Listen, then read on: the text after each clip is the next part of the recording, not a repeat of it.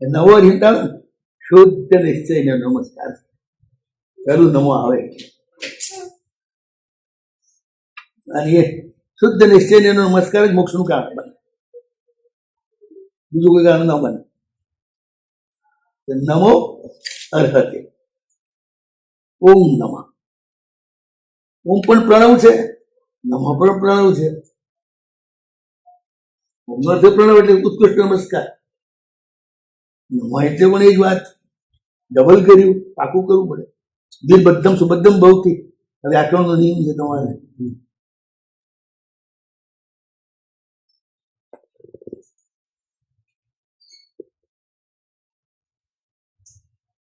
પછી પ્રભુની ઓળખાણ શરૂ થાય. એમાં પણ અર્હતે પહેલું. અર્હતે આપણું ધ્રુવપદ છે. ઓમ નમો અર્હતે આપણું ધ્રુવપદ છે. દરેકમાં પહેલું ઓમ નમો અર્હતે લેવાનું, પછી જ આગળના બધા મંત્રો બધું બોલવાનું.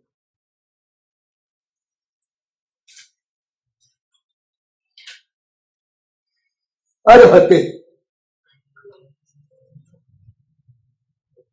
જગતના સર્વ લોકો જેની પૂજા કરે, સર્વ પ્રકારે એ પૂજાને લાયક છે. સર્વ ઉત્કૃષ્ટ પદાર્થોથી એ પૂજાને લાયક છે. એક અર્થ તો આ થયો. બીજો અર્થ 85 મહારાજ કરતા અર્હતે સર્વોત્કૃષ્ટ પૂજા એટલે અર્હત. આ એક અર્થ થયો આપણો, હંમેશાનો આપણે સાંભળીએ છીએ. બીજો અર્થ અર્હતે જગત સર્વ જીવાન. જગતના સર્વ જીવોને જે પોતાથી અધિક માને છે એનું નામ અર્હત.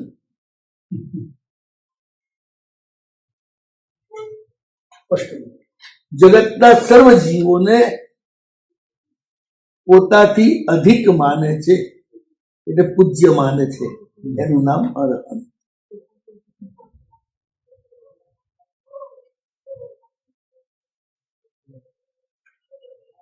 જગતના સર્વ જીવોને હું સત્સંગમાં રસિક બનાવું, સૌને ત્યાં પહોંચાડું. આ રીતે બધા જ જીવોને ત્યાં પહોંચાડવાનો મતલબ પૂજ્ય બનાવવાની વાત આવી ને.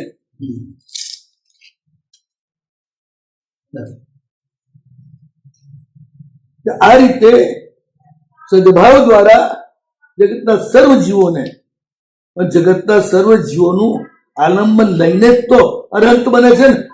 અરહંત કે અરહંતના આલંબનથી અરહંત બને છે. અરહંત જગતના સર્વ જીવોના આલંબનથી જ તીર્થંકર નામ કર્મ બાંધે છે.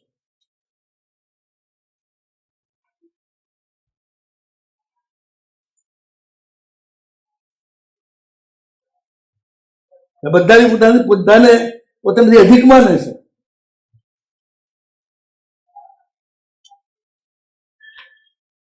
એક મજાની આપણે ત્યાં ઘટના છે નમુત્તૃણમમાં. નમુત્તૃણમ એ 54 કલ્યાણકની સ્તવના છે.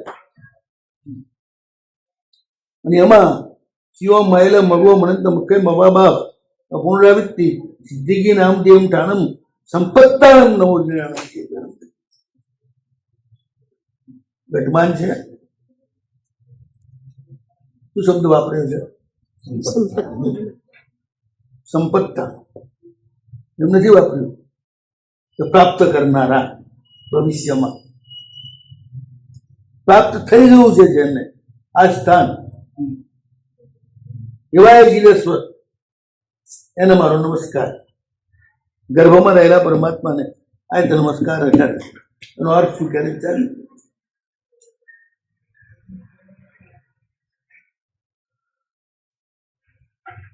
એનો અર્થ એ આગલા ભાવમાં સાધનાની ચરમ કક્ષાએ જયારે યોગની ચરમ કક્ષાએ પહોંચે છે ને આત્મા, ત્યારે જગતના સર્વ જીવો સાથે એનું તાદાત્મ્ય થાય છે, એકતા સાથે છે. આ સાધનાની છેલ્લી કક્ષા છે. બસ બીજી ક્ષણે એમનો મોક્ષ જ થાય છે કાયિકતા સાધ્યા પછી. એટલે નિગોદરા દુઃખ અને મોક્ષનું સુખ બંનેનો પોતે સ્વયં અનુભવ કરે છે એ ટાઈમે, કારણ કે ચરણ નિગોદમાં છે, મસ્તક સિદ્ધ સાથે જોડાયેલું છે એ ટાઈમે સાધનાની ચરમ કક્ષા. સિદ્ધનું અપૂર્વ સુખ એનો બી અનુભવ. તો નિમોદની અજ્ઞાનના કારણે ચરમ દુઃખની પીડા એ અનુભવ. મને પેલા સુખમાં ડૂબવાને બદલે એમના મનમાં સંકલ્પ જાગે છે કે આ સુખ માત્ર અજ્ઞાનના નાશના જ કારણે, તો પ્રભુ મને એવી શક્તિ આપ આ બધાના અજ્ઞાનનો નાશ કરી નાખે અને બધા આ સુખને પ્રાપ્ત કરે. આ જે કર્તૃત્વ આવ્યું મોક્ષમાં ટકોરો દઈ પાછા ફરી ગયા અનુભવ કરી. ખરેખર તો એ વખતે મોક્ષ પ્રાપ્ત થઈ ગયા છે, પણ આપણને આપવા માટે 3 ભાવ વધી ગયા, 2 ભાવ પાછા ફરી ગયા. આ અરહંતના આત્માના જ સાધના માર્ગમાં આ ઘટના ઘટે, બીજા કોઈના માર્ગમાં ઘટે નહીં. આપણે તો સંપત્તાણમાં જ જોઈએ, પછી પાછો ફરવાનો પ્રશ્ન આવતો. એ વખતે આપણે માત્ર પોતાના જ આત્માને પૂર્ણતયા સંવેદીએ છીએ, એ સિદ્ધત્વ મળી જાય છે. જગતના સર્વ જીવોને સંવેદે છે ત્યારે અરહંત તત્વ મળે છે.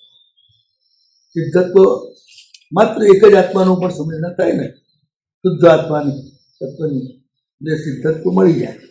પણ જગતના સર્વ આત્મામાં રહેલું સિદ્ધત્વ એને ઉજાગર કરવાનો ભાવ પ્રગટ થાય છે ત્યારે તીર્થંકર પ્રગટ થાય છે. એ સિવાય નથી. એટલો ફરક એમના થતા ભવ્યત્વમાં ને આપણા થતા ભવ્યત્વમાં. આત્મા બધા સરખા, પણ થતા ભવ્યત્વ બધા નથી સરખા નહીં.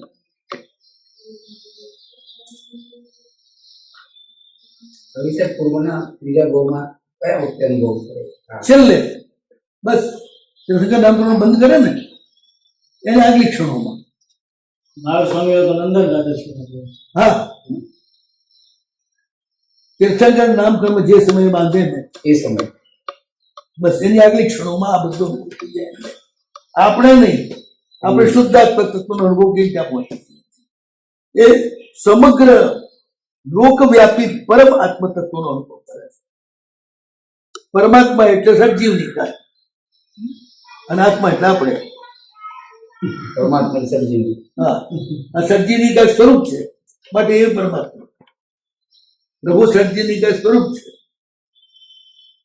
સર્જીવ નિકાય ને પોતે નથી, એકાકાર થઈ જાય છે સમગ્ર ચૈતન્ય સાથે. એ જ પરમ ચેતન. આપણે ચેતના સાથે એકાકાર થઈએ, એ પરમ ચેતના સાથે એકાકાર. અને આપણે પરમ ચેતના સ્વરૂપ માત્ર તીર્થંકર સાથે એકાકાર થઈ જાય છે. પણ એ પરમ ચેતના જેનાથી થયા છે તે નિગોદથી લઈને મોક્ષ સુધીના બધા આત્મા સાથેની એકતા આપણે સાધી નથી શકતા. એ સામર્થ્ય આપણું એ તથા ભેળતું આપણું નથી. આખી યોગની કક્ષા છે પરમોચ્ચ. એટલે જ અનુત્તર યોગી ગયા ને તીર્થંકરોને, જેનાથી આગળની કોઈ યોગની ભૂમિકા જ નથી.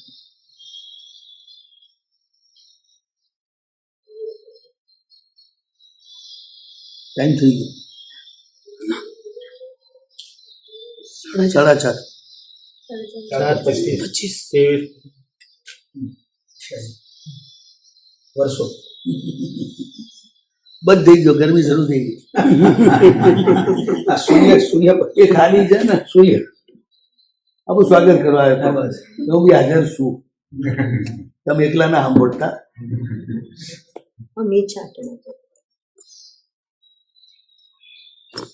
અરહંત તથા ભગવત આપણા કરતા અલગ છે. આકાર વ્યક્તિ પરાર્થ પાટી છઠ્ઠીના જાતકલ જેને કહેવાય ને, પાટી છઠ્ઠીના જાત એટલે ન હોય ત્યાંથી પીડા ઉહારી આવે. પારકી છઠ્ઠીની જાપ એટલે પારકી છઠ્ઠીનો જાપ કરીએ એટલે એનો અર્થ આ બીજાના દુઃખ પોતે ભોગવવા માટે પોતે લઈ જાય પારકી પેલા ઉભી લઈ જાય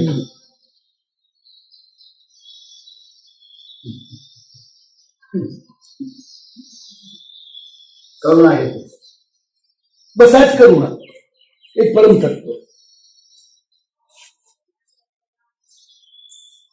તો આ અનંત સમગ્ર વિશ્વનું સર્વ પ્રકારનું કર્તૃત્વ એમનામાં સમાયેલું છે.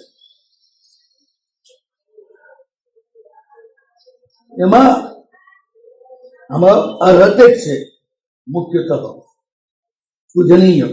અનંતનો અર્થ પૂજનીય. પણ આ મેરા 3 રૂપ થાય: અર્હંત, અરુહંત, અરિહંત અને અરુહંત. નમો અરિહંતાણમ પણ થાય, નમો અરહંતાણમ પણ થાય, નમો અરિહંતાણમ પણ થાય, નમો અરુહંતાણમ પણ થાય. અ ઈ ઉ 3 સ્વર આવ્યા.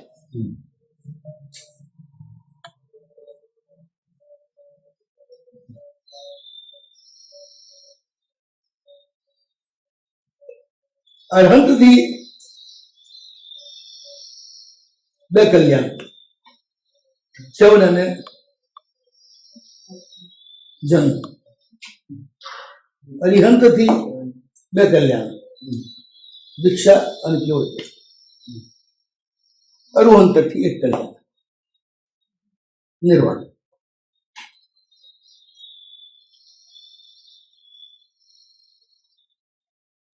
પૂજન આપણે આ કલ્યાણ કોની જ કરવાની છે? 2 જ. ચવન તો થાય નહીં, એ જન્મ અને નિર્વાણ. વજ્રા કલ્યાણકની પૂજા નથી આપણે જે કરીએ છીએ ને એ કહેવાય કેવું જ્ઞાન કલ્યાણકની, પણ રિયલમાં ભગવાનના અભિષેક કેટલા બોલો? 3.5 વલે છે ને ભગવાનના. 3.5 કર્મ છે. કુંડલીના 3.5 વલે છે. તીર્થંકર પોતે બી છે ને, આપણે અર્હમ લખીએ ને તો આમ અવગ્રહ કરીએ, બાજુમાં અ લખી ઉપર ચંદ્ર અને ર કરીએ, ચક્રમાં એ રીતે આવે. અ એટલે કુંડલી, આ આખી નાગિની ઊભી ચક્ર ભેદ કરી એનું મુખ છે એ 6ઠા ચક્રમાં છે, ઉપર સહસ્રારમાં ઉછળી જાય છે મુલાકાત, ત્યાંથી ઊભી થઈ જાય. કુંડલીની શક્તિથી જોવું. અને એમના 3.5 કર્મ છે, એ 3.5 વલય કુંડલીના. એમના 3.5 કર્મ ગયા બોલો. બાકી 4 કર્મનો નાશ થાય. પહેલું કયું? એનો નાશ, દર્શનનો નાશ, મણીનો નાશ, અંતરાયનો નાશ. અડધું કયું? અશાતાવિધિ. એટલે 4.5 કર્મ ગયા, એ રહ્યા કેટલા? 3.5. એ જ એમની ભૂમિ.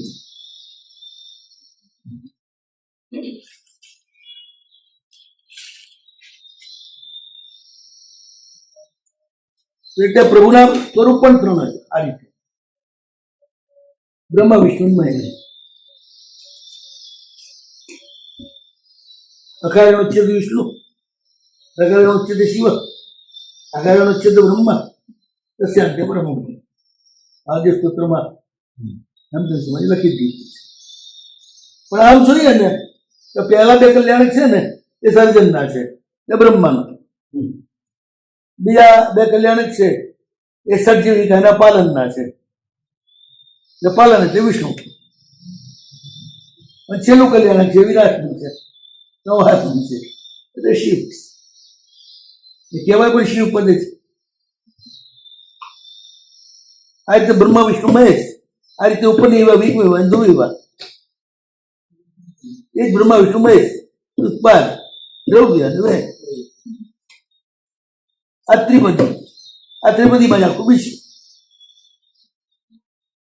એટલે સમગ્ર વિશ્વમાં એ સર્જનની શક્તિ પણ તીર્થંકરની, પાલનની શક્તિ પણ તીર્થંકરની અને વિસર્જનની શક્તિ પણ ત્રણેય શક્તિ એ ત્રિતય રૂપ છે પ્રભુ. એટલે આપણે બ્રહ્માને, વિષ્ણુને અને મહેશને અલગ નથી પૂછતા, આપણે ત્રણેયને પૂછીએ.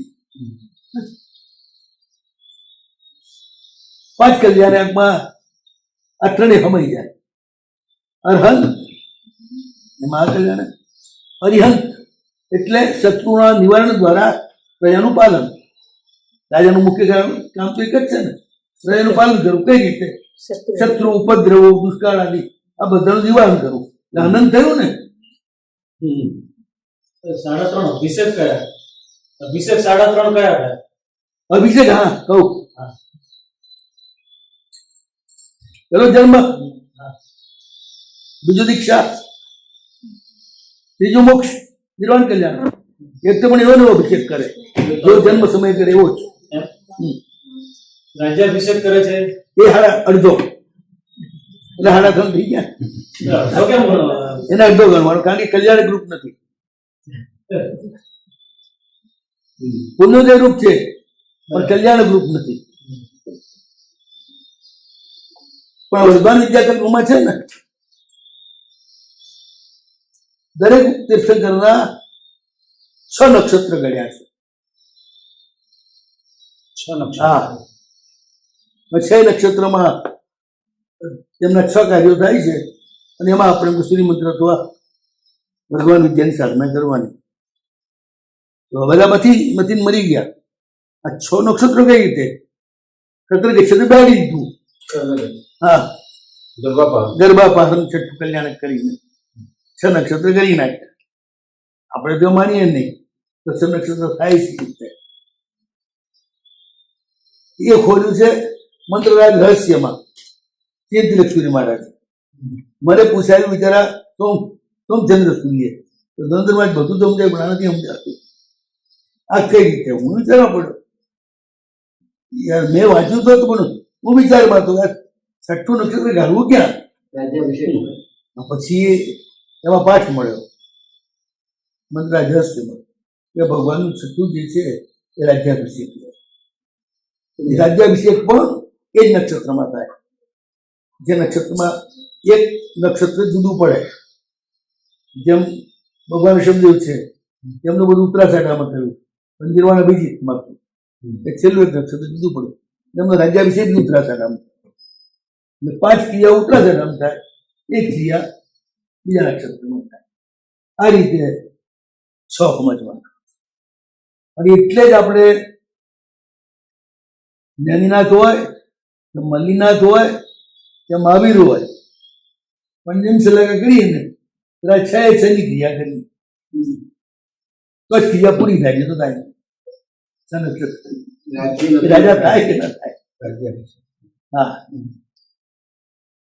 આપણે કરવાનું. આનંદ તેનું અવતરણ કરવું છે ને એટલે.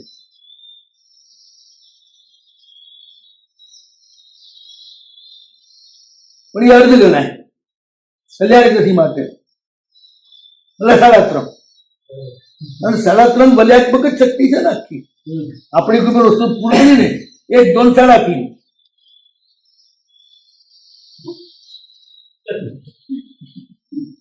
એ પૂરું કરી છે.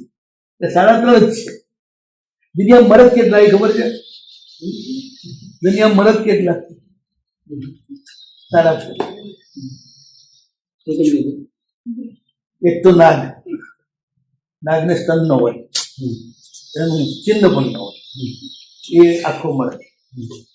એક ઘોડો, એને બસ સ્તનનું ચિહ્ન ન હોય, બાકી બધા પ્રાણી ન હોય, એ આખો મળે. એક સિંહ, એને સ્તનનું ચિહ્ન ના હોય, આખો મળે. બાકીના બધા અડધા 3.5. એમ તીર્થંકર પણ આખા મળે. આ તો એમ જ સ્તનનું ચિહ્ન મૂર્તિઓમાં કરે છે, હોય નહીં.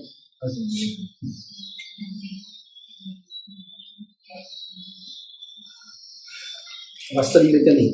પૂર્ણ પુરુષ છે ને, પૂર્ણ પુરુષમાં સ્ત્રી તત્વનો અંશ પણ ના હોય, એટલે પૂર્ણ સ્ત્રીમાં પુરુષ તત્વનો અંશ પણ ના હોય. સ્ત્રી પરમાત્માને સ્તન ના હોય.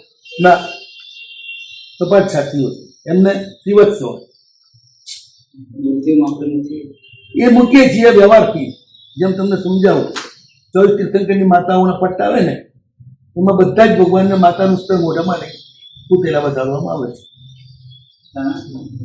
માતાનું સ્તર ભગવાન સ્તનપાન ક્યાં કરે જ છે, બરાબર નહીં, બરાબર. છતાં બતાડ્યું છે. લોકા. એટલે આ શિલ્પ છે, રિયાલિટી નથી. અતિ પ્રાચીન મૂર્તિઓમાં નથી. નહીં.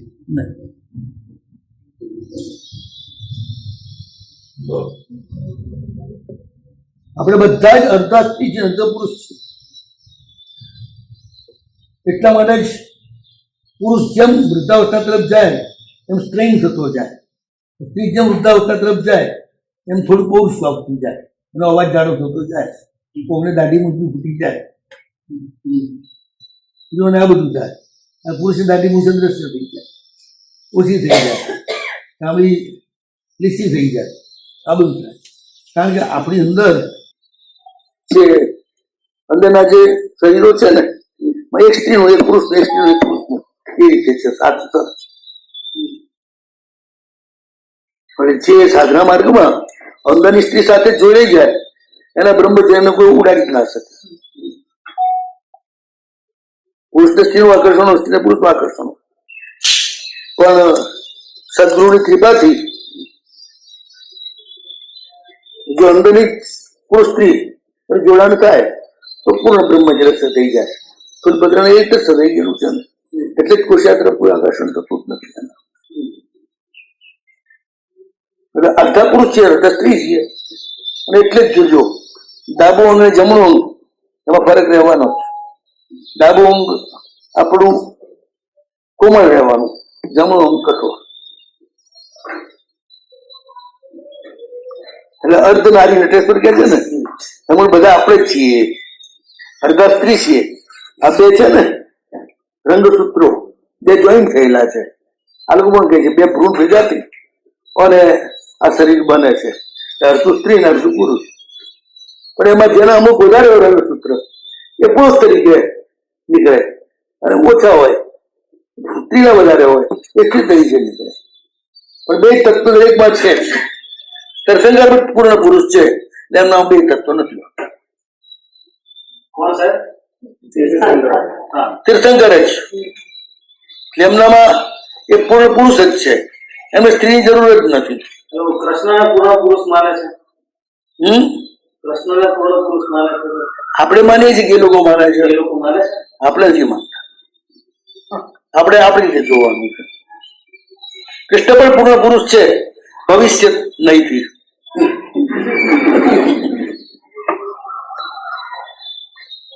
તો ઓમ નમો હરહતે. નમો વરિહંતાણમ, નમો સિદ્ધાણમ, નમો હરિયાણમ, નમો ઉજ્જાન, નમો રે સુપસાવણમ, મેસો નમસ્કારો સવ પ્રયાસનો મંગલાનંદ સુખેશી પરમમ હવૈ મંગલમ.